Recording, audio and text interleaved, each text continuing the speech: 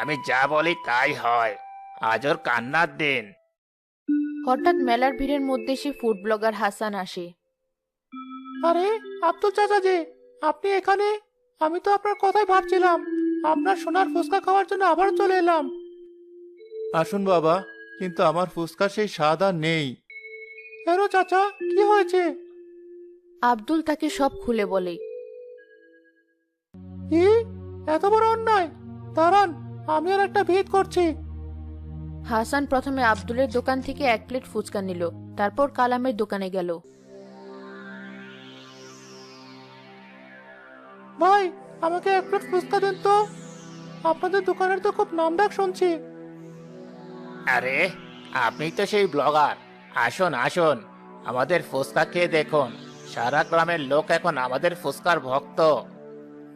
হাসান কালামের দোকানের একটা ফুচকা মুখে দিল, সাথে সাথে তার মুখটা বিকৃত হয়ে গেল। ওয়াক থু! এটা কি খাইয়েছেন আপনি? এর মধ্যে তো পচা আলুর গন্ধ, আর টকটা তো পুরোটাই কেমিক্যাল দিয়ে বানানো। আপনারা মানুষের জীবন নিয়ে খেলা করছেন। এ কি বলছেন আপনি? সবাই তো খুব প্রশংসা করছে। এরই মধ্যে কালামের দোকানের ফুচকা খেয়ে কয়েকজন বাচ্চা বমি করতে শুরু করলো। মেলায় হইচই পড়ে গেল।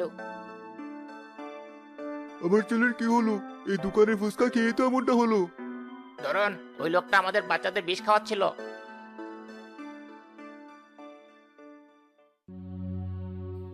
আমি আগেই সন্দেহ করেছিলাম।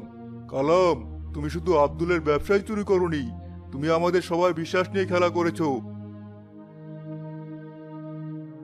আমার কোনো দোষ নেই। মালিক আমাকে যা বলেছে আমি তাই করেছি। উনি বলেছেন আলুর সাথে মিষ্টি কুমড়া মেশাতে আর টকের মধ্যে স্যাকারিন দিতে। আব্দুলের মশলাও আমরাই চুরি করেছিলাম। এই কথা শোনার পর গ্রামের লোকজন ক্ষোভে ফেটে পড়ল। তারা কালামের দোকান ভাঙচুর শুরু করলো। আমাকে ছেড়ে দাও, আমি ভুল করে ফেলেছি।